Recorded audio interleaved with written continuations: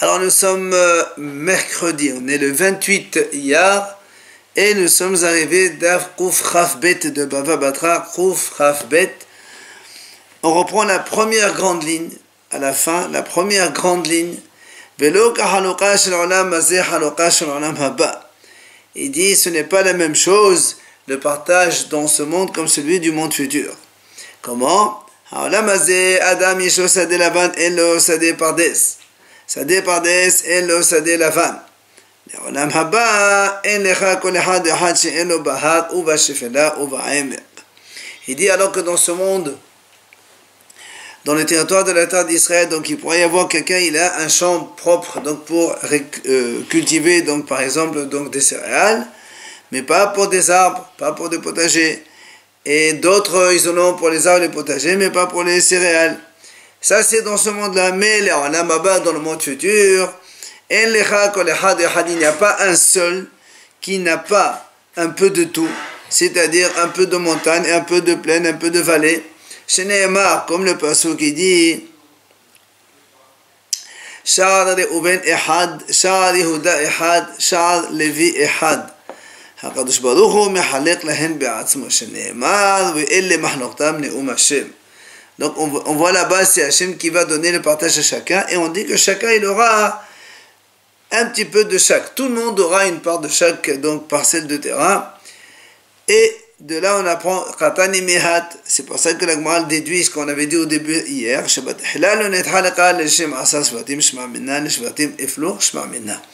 C'est la déduction, donc la conclusion qu'on avait faite hier. Quand on a posé la question est-ce que la terre d'Israël a été partagée en tribus ou bien en parcelles selon, par personne. Et donc là on voit très bien que c'est par tribu que Hachem a divisé la terre d'Israël et c'est la conclusion. Amar mor, et on vient de dire, la Gemara dit Atida el sisresh lishetet halek l'shlosha asar shevatim. Donc on a dit hier dans la Braïta que dans le futur la terre d'Israël va se diviser en 13 parts. Alors la Gemara a dit Iddach Leman, c'est pour qui la 13e? Puisque finalement il n'y a que 12 tribus. Et donc jusqu'à présent la terre a été divisée en 12. Maintenant si tu veux la mettre en 13, à qui tu donnes la 13e part? Amar Rav Hasda Lannasi. Rav Hasda il répond, il dit on donnera la 13e part au prince d'Israël, le grand rabbin d'Israël. De quelle tribu il est? Qu'importe. Dirtiv. Comme le pasuk dit, Ve'ha'oved ha'ir ya'avduhu mekol shivti Israël. Ve'ha'oved ha'ir, celui qui sert la ville, c'est-à-dire en général c'est le président, donc le grand prince d'Israël qui va lui être au service de la commune, de toute la ville d'Israël, de tous les juifs d'Israël. Il y a marqué ya'avduhu mekol shivti Israël. De toutes les tribus d'Israël, ils vont le servir. Donc là on a compris que chacun va lui donner une part. Il va donc le prince d'Israël récupérer une parcelle de terrain qui est donc cette 13e part. Alors Amal et la papa les Abaye Ema Aaron Garbe Alma. Il lui dit à papa Abaye, mais qui t'a dit que ce pasuk signifie comme quoi ils vont lui donner un morceau de terrain? Peut-être Ron Garbe Alma. Il dit le Rashbam, Ron c'est en langage de Perse, ça veut dire un jour, et Gar, ça veut dire Sachir. Ça veut dire, il lui dit peut-être que quand on a dit Avdou Shifti Israël, ils vont le servir, ça veut dire ils vont être à son service pour travailler pour lui un jour, ou un certain nombre de jours. Mais qui a parlé ici de donner du terrain? Qui t'a dit qu'on va donner le terrain? Alors la Gemara répond, la Sakada terre. Tu ne peux pas dire, ici on parle uniquement d'un travail salarial. Pourquoi? Parce que Dirtiv, le pasuk qui dit là-bas, Behanota l'annasi, ce qui reste pour le prince d'Israël, Mizé ou Mizé le Tromat Kodesh. Il dit, ce qui reste là, donc de la part, ce qui va prendre Mizé ou Mizé, c'est-à-dire de chaque tribu, le prince il va prendre une partie de terrain. Les Tromat Kodesh, en dehors du fait qu'il a, lui, sa place dans le Beth Amikdash. Pardon, mais la et aussi dans sa place dans la ville. Ça c'est donc la conclusion de la Gemara, comme quoi La 13e part, on la donnera donc au prince d'Israël. Maintenant, hier, on avait dit dans la Braïta aussi, on a dit que la terre d'Israël, elle a été divisée donc pour l'argent.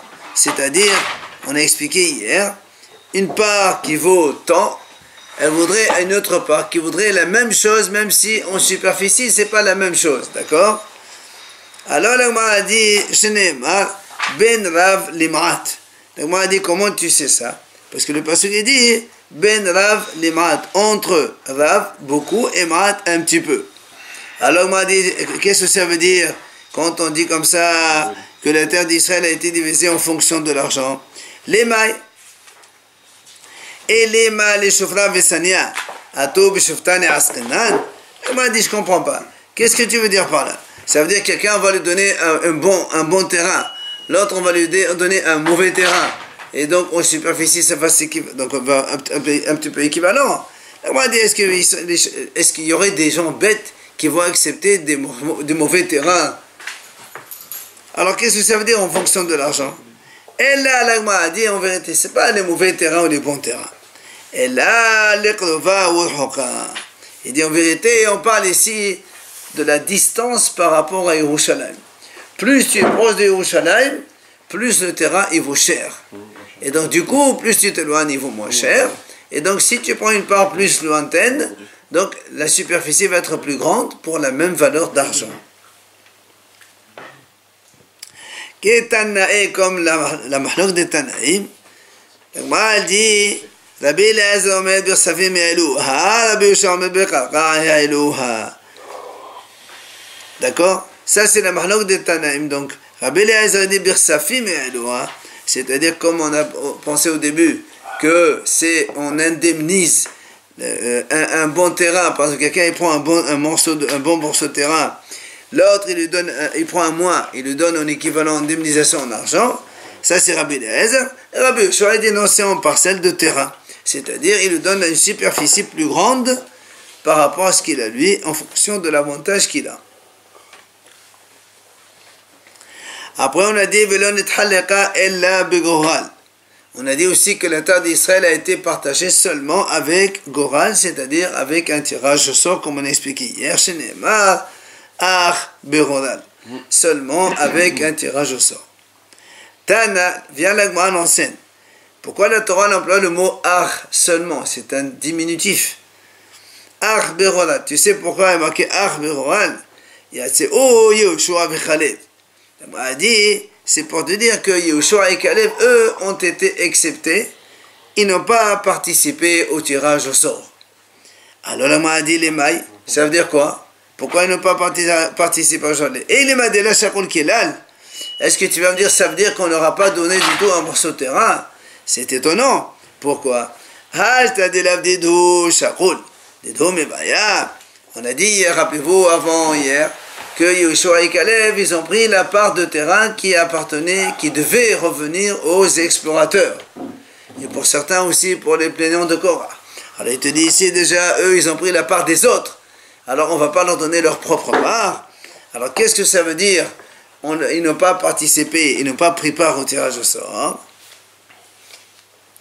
Et là, Shelo Nato Bechoral, et là, Alpi Hashem. Il dit en fait, ils n'ont pas participé au tirage au sort. Ça veut dire que eux, Hashem il a dit voilà, vous leur donnez tel morceau, tel terrain, tel territoire, zéro. C'est ça qu'ils n'ont pas participé au tirage au sort. Le tirage au sort, il disait le... Ça, c'est pour toutes les tribus, sauf Yehoshua et Caleb. Il n'y avait que 10 alors? Non, Yehoshua et Caleb, c'était des tribus. C'est pas des tribus. Yehoshua, c'est un dans la tribu. Toutes les tribus, chacun, il a sauté un territoire. Et après, Hachem a dit voilà, Yehoshua, exceptionnellement, vous lui donnez ce morceau de terrain. Et Caleb, vous lui donnez ce morceau de terrain. Donc, eux, ils n'ont pas participé au tirage au sort. Ils n'ont eu uniquement que par la parole d'Hachem Barach. Et là, on nous ramène ici la preuve. Yehoshua, d'où on sait. Dirtiv, Alpi Adonai, Natnulu et Ha'ir, Asher Sha'al et Tamnat Serach Behat Ephraim. Le passage qui dit là-bas dans Yehoshua, selon donc la parole d'Hachem Barach, on lui a donné à Yehoshua la ville qu'il a réclamée. C'est quoi cette ville-là? c'est Timnat Serah Behar Ephraim. Donc évidemment, comme Yeshua, il est descendant de Ephraim, il a pris part dans le territoire de Ephraim, mais sans tirage au sort, on lui a donné un territoire spécifique pour lui.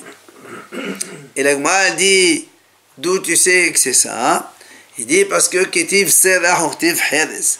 On a dans le Pasuk, une fois il y a marqué le mot Serah dans Yeshua, et dans Shoftim il y a marqué Heres. Alors pourquoi ce changement de terme? Amar Rabbi Azar. Il a dit Rabbi Azar, Batihila pelotea kaheres, ou basof pelotea masrihin. Il a dit parce qu'au début, avant qu'on lui donne ce territoire à Yeshua, les fruits étaient comme heres, comme de l'argile, c'est-à-dire sec, pas très bien. Mais à la fin, dès que le territoire a été donné à Yeshua, alors les fruits sont devenus beaucoup de miel, c'était gras, des fruits qui ont pris de très bonne qualité. Et voilà, c'est ça. Maintenant, il y a une autre version, mais toujours pour parler du bien de ces fruits, donc depuis le moment qu'ils sont arrivés chez Yeshua, au contraire, il dit, au début, ça veut dire donc ça pourrit tellement ils étaient gras. Mais après, dès qu'ils sont arrivés chez Yeshua, au contraire, ils sont venus meilleurs et on pouvait les conserver mieux que donc, la première fois. Quoi qu'il en soit, c'est un pasuk qui nous dit que donc Hachem lui-même, il a donné ce territoire à Yeshua sans donc qu'il y ait de tirage au sort. C'est ça? Oui, c'est ce qu'il a dit. Alors maintenant, Kalev, où on a vu qu'Alev, c'est Hachem lui a donné. Dirtiv, là aussi c'est marqué dans le pasuk.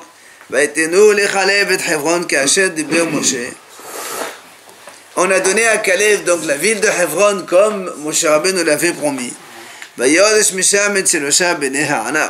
Et donc Kalev il a renvoyé de là-bas les 3 géants qui habitaient sur place pour prendre place et pour évidemment donc acquérir cette ville de Hebron. Ils ont combattu? Oui.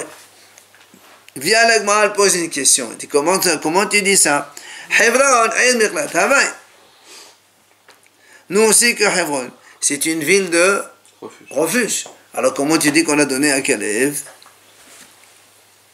Alors il dit, Amar Abaye, Parvaraha. En fait, c'est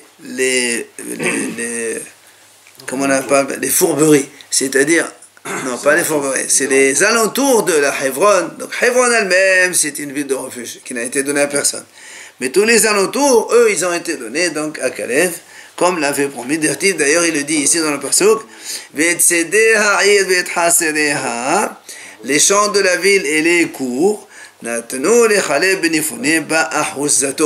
a donné donc à Kalev comme territoire d'héritage en Israël. Il y avait 6 villes de Yermuklat. 6. Oui.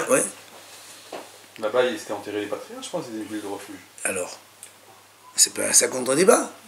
Si à l'Israël, ils ont dit. Ils allaient pèleriner ou tout. Rien à voir. La ville de refuge, c'est pas un quartier, c'est une ville entière où les gens ils peuvent prendre refuge. C'est un endroit. Allez, on fait la nouvelle Mishnah. Matnitin, Ehad haben ve'ehad habat ban nahala.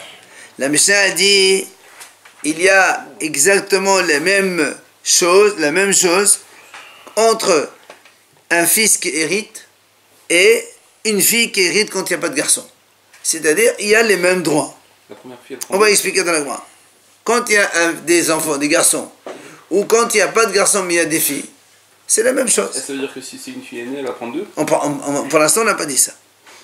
On a dit pour l'instant, moi on va expliquer, on va un petit peu développer cette idée.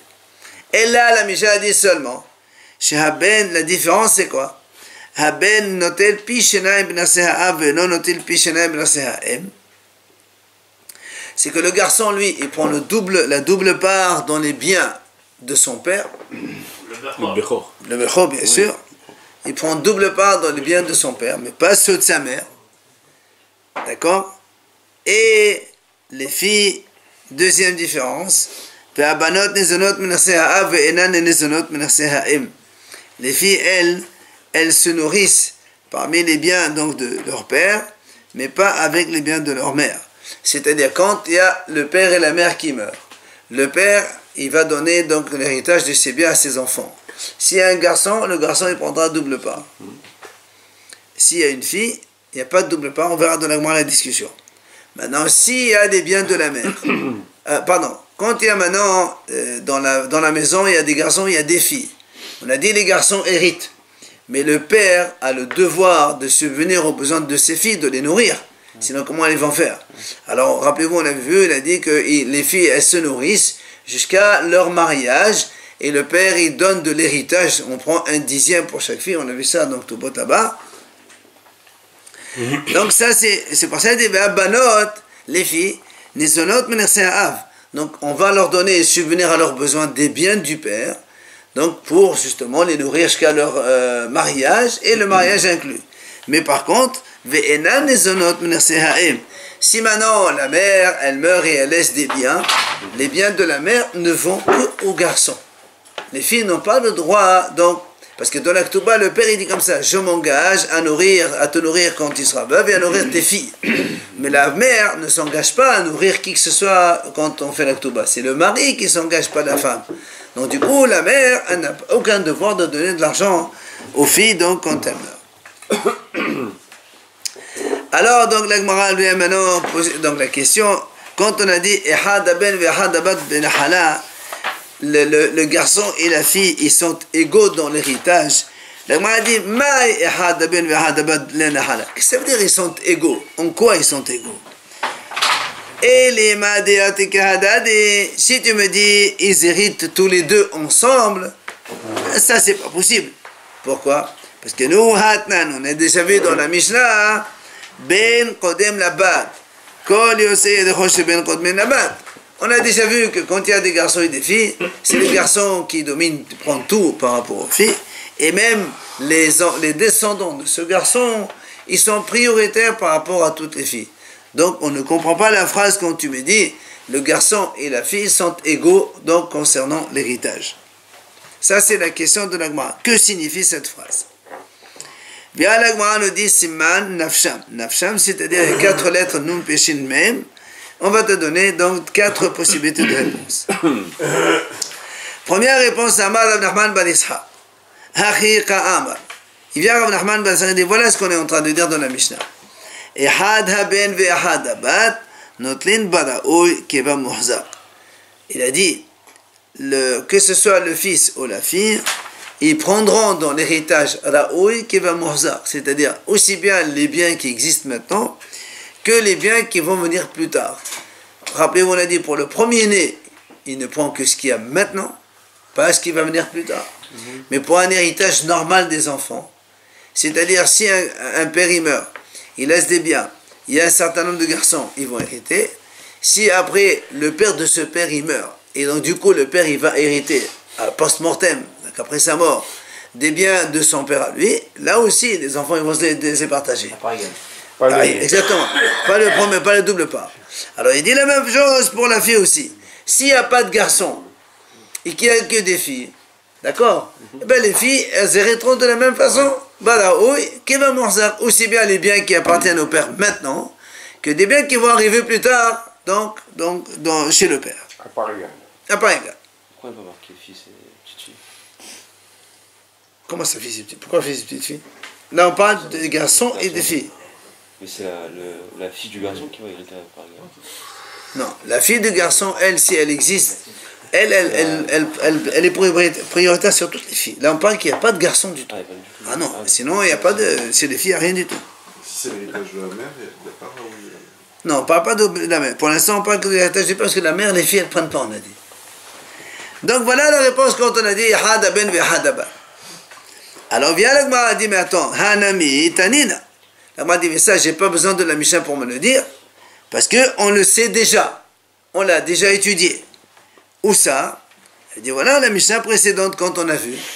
On a dit là-bas, Benot Tselofhad Nato Shelosha Halakim Banahala. Rappelez-vous, on a dit les filles de Tselofhad, elles ont pris 3 parts d'héritage. Helek Avehen Shaya Misraël. Vehelkoy Meha Benerse Hefer. On a vu là-bas, on a dit que les filles de Tselofhad, elles ont pris la part de leur père de Tselofhad. 2, la part double de Tzelofhad, et 3, la part de Hefer, qui est le père de Tzelofhad, que lui, il est mort après son fils. Donc, on voit que les filles, elles prennent aussi bien l'argent qui existe maintenant que les biens qui viennent plus tard. Donc c'est marqué dans la Mishnah. Pourquoi tu ne répètes ici la même chose? Donc c'est parce que la Mishnah veut nous dire ici, donc certainement autre chose. Vérod, l'Agma a dit, si c'est ça la réponse, Maï Ella. Alors comment tu veux faire le lien avec la suite de la Mishnah quand on a dit le garçon et la fille c'est la même chose, mais le garçon il prend le double chez le père mais pas la fille, mais pas chez la mère. Ça n'a rien à voir si tu expliques que la Ouiv et Morzar, quel rapport avec la suite double ou pas double? On ne parle pas de ça. Donc ça c'est Rav Nachman, c'est le Noun de Rav Nachman. Et là, Mala Papa, c'est pour ça qu'on ramène Rav Papa, il va nous donner une deuxième proposition de réponse. Voilà ce qu'on va dire. Ehad haben ve'ehad habat habnot linhelek bab bechora. Aussi bien le garçon que la fille, ils prennent la part de premier-né. C'est-à-dire, si leur père, il est premier-né, d'accord? Si le père, il est premier-né, par exemple, tu as un grand-père, il y a 3 fils. Un, il est premier-né. Après, tu as ici, ce monsieur-là, il a des enfants. Quand ils vont partager les biens du grand-père, on va donner obligatoirement la double part à l'aîné. D'accord? Alors il dit la même chose. Si maintenant on n'a que des filles, ben c'est la même chose. Si leur père c'est l'aîné, ben les filles elles prendront la double part de leur père. Comme on avait dit. Et ça partage la double part? Hein? Ça partage la double part du père? Ou C'est quoi la question? est-ce que c'est la première? Attends. La Mishnah dit le fils, le garçon et la fille c'est la même chose. Alors on demande qu'est-ce que c'est la même chose. Il dit voilà. C'est de la même façon qu'un garçon. Bechor. Quand il est... Non, le garçon il n'est pas Bechor. Quand il hérite son père qui est Bechor. Enfin, les garçons, on va dire comme ça. S'il y a plein de garçons. Quand ils héritent leur père qui est Bechor, Oui, c'est déjà une somme. ils prennent une double part. Alors, s'il n'y a que des filles, c'est la même chose. Si on a des filles et que leur père il est premier-né et qu'il n'y a pas de garçons, les filles elles vont hériter cette part et double part de leur père aussi. Ça va de soi. Non, ça ne va pas de soi. Pas du tout, monsieur. Ça va pas du tout. Je peux te dire qu'un garçon, vu qu'il est premier-né, il prend double part, alors il prendra peut-être la part de son père qui est premier-né. Mais si c'est des filles qui de toute façon ils ne prennent pas de double Faut part. attendre une autre génération. Et la- le terminer. Qui on va donner cet argent? Non, monsieur, il y a pas de, quand il n'y a pas de garçon, il n'y a pas d'héritage, j'aurais pu penser, on donne un part égal à tout le monde, il n'y a plus de premier-né, c'est fini. J'aurais pu le dire. Quoi que l'on saurait te dire à papa, voilà ce que la Mishnah veut dire. Garçon et fille, c'est égal, dans le sens où si leur père il est premier-né, on leur donnera la double part. Aussi bien aux garçons et qu'aux filles s'il n'y a pas de garçon. Et là aussi, la Gemara dit, Hanami Tanina. La Gemara dit, mais ça aussi on l'a déjà étudié, puisque nous on a vu justement à propos de ce cas des filles de Tzelofhad. Mais on a dit, rappelez-vous, pourquoi les filles de Tzelofhad elles prenaient 3 parts. Un, la part de leur père Tzelofhad, qui était donc leur père, et deuxième part parce qu'il était premier-né. Donc on a déjà vu que les filles, elles prennent la double part de leur père aussi. Donc ça aussi, tu n'as pas besoin de le mentionner. Mais c'est l'héritage qu'il a. Vérod, mais heureusement. Maï est là. Et la même chose, donc on m'a posé une deuxième question. Pourquoi, comment tu fais le lien avec la suite de la Mishnah quand on te dit seulement le fils il prend le double dans les pères mais pas la mère? Quel rapport? Alors c'est pour ça qu'on nous ramène une troisième proposition. Ella Amar Labashi. Ça c'est le shin de Nafsha. Achiqa Amar, il dit comme ça. Voilà ce que la Mishnah veut dire. Ehad ben habanim. Ve'ehad bat ben habanot. Im Amad yirash kol nechasa devarav qayamin. Il dit, quand on dit que ce soit le garçon et la fille sont la même chose dans l'héritage, ça veut dire la chose suivante. Si un père, il a 3-4 garçons, et il dit voilà, je veux que un seul de mes garçons hérite de mes biens. Alors on écoute ce qu'il dit. Ou bien, s'il a que des filles, il dit voilà, je veux une seule de mes filles, je veux leur donner l'héritage à cette fille-là, on écoute aussi le père. Donc tu vois, garçon et fille, c'est à égalité. C'est du vivant, ça. Hein? C'est une donation de vivant, ça. C'est pas donation du vivant. Il dit que l'héritage, je veux aller à là. Des héritiers, on a le droit. Attends. Keman, là on m'a dit comme qui ça va cette idée-là qu'on vient de donner maintenant. que Rabbi Yohanan ben Bedoka. C'est comme il a dit Rabbi Yohanan ben Bedoka. L'Agma a dit, si c'est ça, on le voit, c'est marqué plus loin. D'accord? Rabbi Yohanan ben Bedoka, dans la Mishnah, il dit, Im amar al mi shira'u liyo shoed v'la'u qayamin, al mi shira'u liyo shoed v'la'u qayamin. Il dit comme ça. Rabbi Yohanan ben Bedoka, il dit dans la Mishnah juste après, il dit comme ça, si un homme, de son vivant, il dit voilà, je veux donner l'héritage à un de mes garçons. On fait ce qu'il dit. Mais s'il a des garçons, il veut dire, je veux donner mon héritage à une fille, par exemple. Comme la fille n'a même pas le droit de l'héritage, ça, on n'écoute pas. Parce qu'il ne peut pas faire des choses. Il ne peut privilégier l'héritage qu'à des gens qui sont aptes à l'hériter.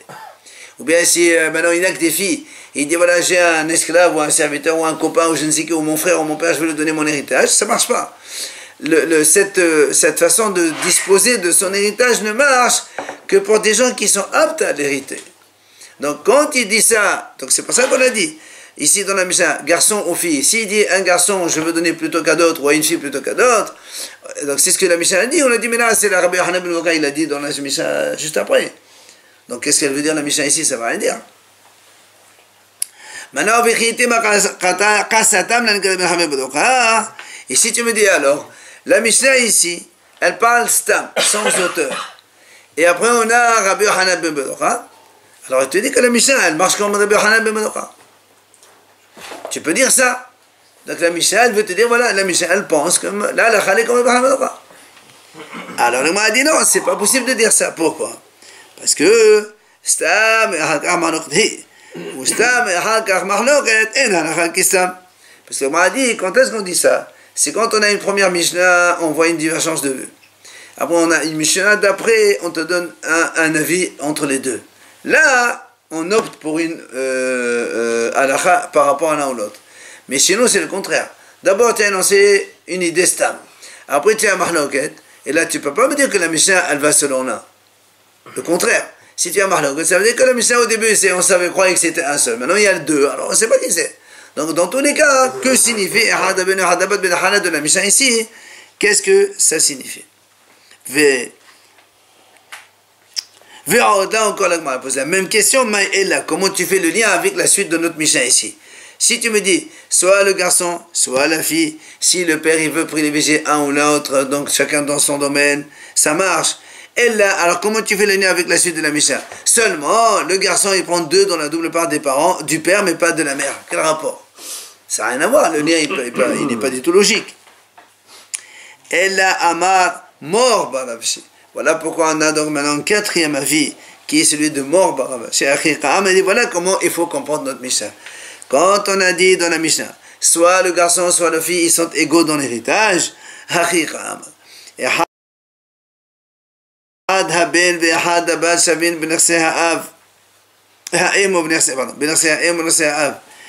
là, voilà, il te dit, voilà la conclusion, la réponse définitive, c'est quoi? C'est que la Mishnah a dit comme ça, soit le garçon, soit la fille, ils sont égaux dans les biens que le père ou la mère laissent après leur mort. Encore une fois, si le père ou la mère meurt, c'est les garçons qui vont hériter, et s'il n'y a pas de garçons, ce sont les filles qui héritent. Ça, c'est à égalité. Maintenant, on fait le lien avec la suite. Et là, dans la Mishnah, c'est quoi la différence qu'il y a? La seule différence, c'est que les garçons, s'il y a des garçons, il va prendre double part dans les biens du père. L'aîné, le premier-né, il prend double part dans les biens du père, mais pas celui de la mère. Et donc maintenant, on a le lien avec la suite de la Mishnah, on comprend. Donc la Mishnah, quand on dit soit le garçon, soit la fille, dans l'héritage, ils sont égaux, dans le sens où, s'il n'y a que des garçons, ils vont hériter le père et la mère en sont la même chose. Et s'il n'y a que des filles aussi, il n'y a pas de garçons, aussi ils vont hériter le père et la mère. La seule différence, c'est que le garçon, il va prendre une double part chez le père, mais pas la fille. Tano Banan. Si c'est que la mère qui laisse des biens, donc l'aîné il prend pas double. Il n'a pas double part. Tano Banan Hachamim enseigne, il est écrit à propos justement comment on sait qu'il faut donner double part. La Torah a dit la tetlo pishenaim. La Torah a dit il faut le donner pishenaim, le double part. Voilà, c'est ça, de là on apprend que le Bechor prend double part. C'est écrit dans la Torah. Mais bien sûr. À propos de là-bas dans Kitté Salam el-Hama, après le fils Senoa, Ben Senoa, Bechor, etc. Alors la Gemara pose une question. Est-ce que pishenaim qui est had, donc Hachamim on dit pishenaim, donc la double part. Alors on dit est-ce que Ataomé pishenaim qui est had, on a pishenaim bechol anechassim. Quand on dit pishenaim, est-ce que ça veut dire, imaginons que le père il a laissé maintenant 10 millions par exemple. Il y a 4 enfants. La Gemara dit est-ce que pishenaim qui est had, est-ce que c'est le double d'un enfant ou c'est le double de l'héritage? Ça veut dire, s'il a 10 millions, ils sont 4 enfants. Alors, on va, comme il y a un premier-né, on va diviser par 5. Après, un, on lui donne 2 parts. Et les autres, on donne 3. Ou bien tu dis non, la double part, c'est sur tous les biens. C'est-à-dire, il y a le premier-né, les autres, on divise les biens en 3. Le premier-né, ça compte double, donc 2 parts. Les autres, c'est 1 part, ça fait 3. On divise en 3. Le premier-né, on lui donne 2. Et le tiers, on le partage avec les autres enfants. C'est question. Est-ce que double part par rapport à 1? Pas 50, 66% il prend. Le premier, oui, parce que les biens, il y a le premier-né et les autres. Il y a 10 millions. Hein, voilà, il y a le premier-né et les autres. Le premier-né compte pour 2. Donc c'est comme s'il y avait 3 héritiers en fait. Alors on divise en 3. On donne les 2 parts au premier-né. Et le tiers qui reste à tous les autres enfants. Garçons. D'accord? C'est ça la question d'Amara. On peut passer autrement aussi. Hein? Ben voilà, c'est ça. On peut passer 50 000 à l'aîné et le reste aux 2 autres. Ah non, ça n'existe pas. Ça, tu La moitié inventes. de l'héritage. Tu inventes ça. La Torah a dit Pishenaim. Non, Il faut avoir un double. Double de quoi? Ou double par rapport à un héritier, ou double par rapport à tous les biens. C'est ça la question d'Amara. Il ne faut pas sortir du texte. D'accord? Alors, donc ça c'est la question. Viens, l'Agma dit, allez. N'insiste pas. Oui. Vedinhu. L'Agma dit, mais attends, mais c'est logique, quelle question tu poses? Hilko im ehad, v'hilko im hamisha. Ma hilko im ehad pishenaim ki ehad, v'hilko im hamisha pishenaim ki ehad. L'Agma dit, mais c'est logique de dire que c'est par rapport à 1. Pourquoi? Imaginez qu'il y a 2 garçons. Donc, quand on va partager en 3. 2 garçons. Un premier-né, 3. Donc, lui, il prend le double de 1. Donc, s'ils sont 5, c'est la même chose. Et il prendra le double par rapport à 1, pas par rapport à 5. Alors, le m'a dit, moi, je peux aussi te dire le contraire. Je fais un raisonnement inverse. Au calère, les deux raisons.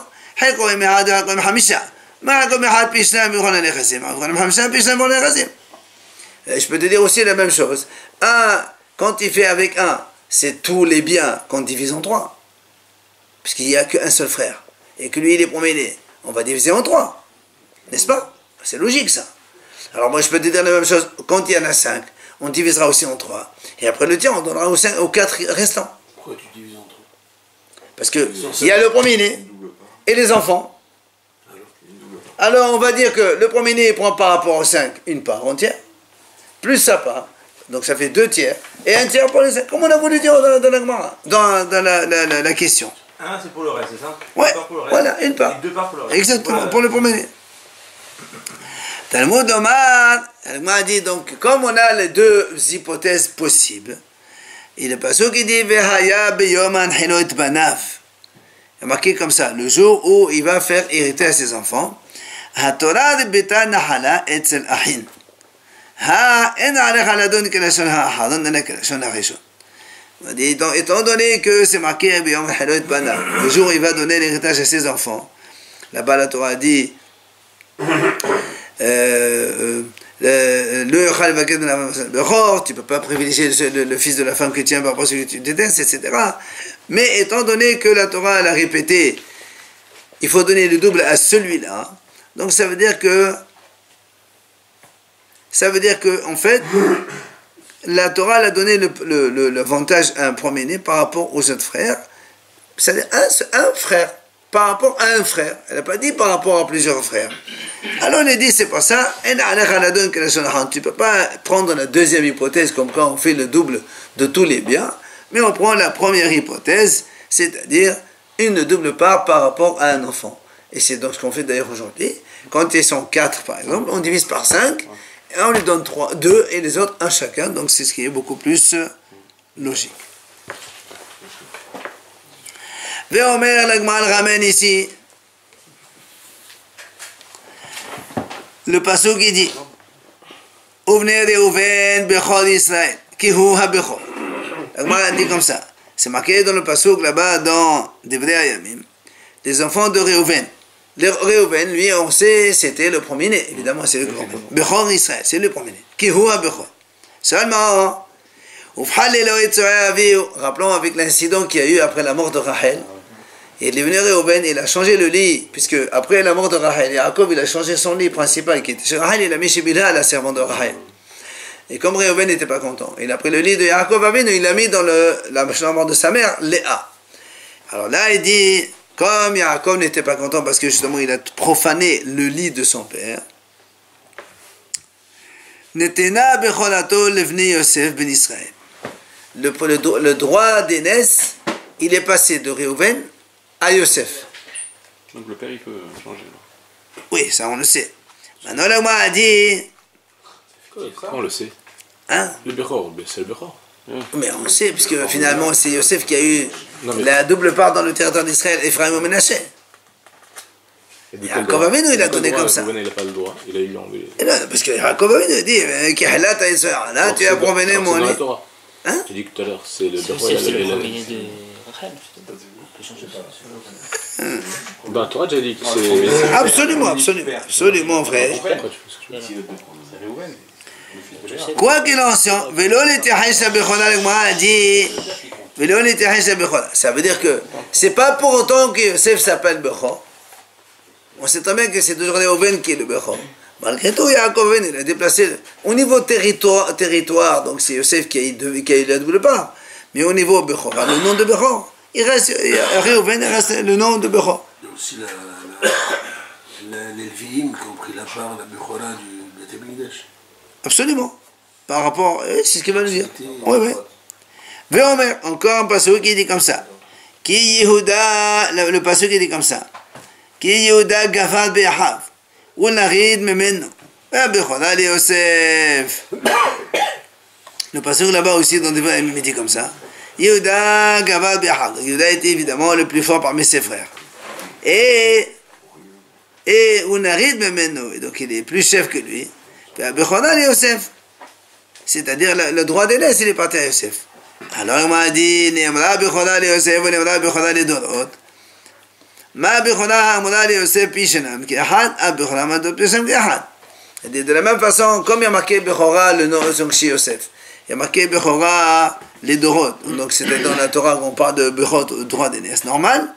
De la même façon que quand on avait Yosef, comme on vient de dire maintenant, Hachem, Yaakov, pardon. Qu'est-ce qu'il a fait? Il a donné à Yosef 2 parts. Ephraim ou Ménaché, dans le territoire d'Israël, on a un partage. Reuven, Shimon, Yehuda et Sarah, et Ephraim et Ménaché. Donc qu'est-ce qu'on voit aussi? Que Yosef, il a pris double part de qui? Pas de tout. Double part par rapport à un. N'est-ce pas? La terre d'Israël, on n'a pas fait en 2 tiers, en 3 parties, 2 tiers pour... le premier-né et 1 tiers pour tout le reste. On n'a pas fait ça. On a divisé la terre en 12 tribus. D'accord? Et donc on a donné 2 morceaux à Yosef et les autres 1 chacun. Donc tu vois bien que c'est le partage par rapport, le 12 c'est par rapport à 1 et pas par rapport à 2. Ils ont dit par 13. Non, par 12 parce qu'il n'y avait pas de, il y avait pas 13. On a parlé des enfants de Yosef qui étaient en Israël, il avait dit on est trop nombreux. Oui, ça c'est après. Oui, alors?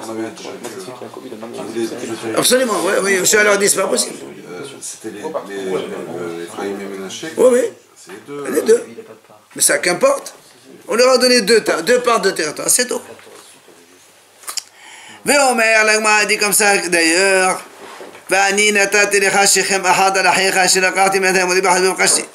Alors c'est ce que Yaakov Avinu l'a dit dans Parashat Vayechi, là-bas il a dit à Yosef, puisqu'il lui a demandé de l'enterrer en Israël, de me transporter d'Égypte en Israël, en contrepartie, moi je te donne Shechem Ahad Alahecha, donc une part supplémentaire par rapport à tes frères. C'est ça qu'il dit, une part supplémentaire par rapport à tes frères.